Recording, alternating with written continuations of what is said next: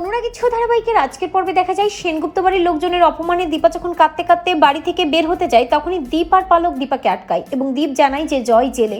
এভাবে জেমা যেন না চলে যায়। দীপা বুঝতে পারে দীপ কি বলতে চাইছে। দীপা চোখের জল মোছে এবং প্রতিজ্ঞা করে যে করেই হোক না কেন সে জয়কে জেল থেকে ছাড়িয়ে আনবে এবং সূর্য স্মৃতি ফেরাবে। আগে সূর্যকে সুস্থ করবে, তারপর নিজের অধিকার নিয়ে সূর্যের সামনে দাঁড়াবে। পালকও দীপাকে বলে যে দীপা, তুমি ছাড়া এই পরিবারটা শেষ হয়ে যাবে, যে করেই হোক তোমাকে ও বাড়িতে ফিরতে হবে। দীপ রূপা এবং কৃষ্ণকে ভেতরে যেতে বলে সূর্যকে দেখে রাখার জন্য, আর দীপা পালককে নিয়ে থানায় চলে যায়। জয়কে ছাড়ানোর চেষ্টা করে কিন্তু কিছুতেই পারে না। তবে জয়কে কথা দেয় কিছু সময়ের মধ্যে সে জেল থেকে জয়কে ছাড়িয়ে নিয়ে যাবে। দীপাকে ছদ্মবেশ নিয়ে যে কিছু একটা করতে হবে দীপা সেটা বুঝতে পারে। অপরদিকে দেখা যায় সেনগুপ্ত বাড়িতে উর্মি আবারও সূর্যকে ওষুধ খাইয়ে দেয়, আর সূর্য ঘোরের মধ্যে চলে যায়, কিছুই মনে করতে পারে না। নিজের সন্তান সোনাকেও চিনতে পারে না। তখন রূপা বাড়িতে ঢোকে এবং চিৎকার করে বলে, আমিও তোমার সন্তান বাবা, আমাদের মা আছে আর আমাদের মায়ের নাম দীপা। দীপার নামটা শুনে সূর্য চমকে যায়, আর সোনা কিছুতেই যাতে বাবার মনে না পড়ে তার জন্য জোরে জোরে ঘন্টা বাজাতে থাকে।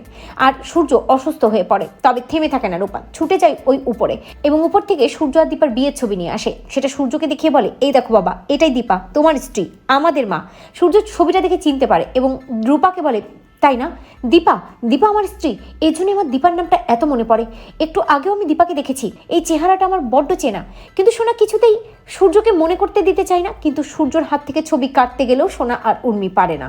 সূর্য ওই ছবি নিয়ে দাঁড়িয়ে থাকে, আর ঠিক তখনই সেখানে বাসন ওয়ালির ছদ্মবেশে আসে দীপা, এবং দীপা বাসন বিক্রি করতে ছদ্মবেশ নিয়ে সেনগুপ্ত বাড়িতে ঢোকে। আর সূর্য এগিয়ে যায় এবং দীপাই ভেবে নেয় দীপাকে।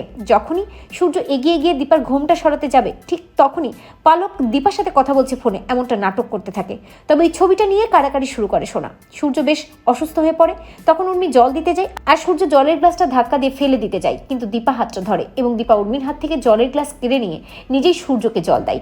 আর সূর্য অবাক হয়ে অদ্ভুতভাবে দীপাকে দেখতে থাকে। তো বন্ধুরা, তোমরা এটা চাও তো সূর্য যেন দীপাকে চিনতে পারে? কমেন্ট করে জানাতে ভুলো না।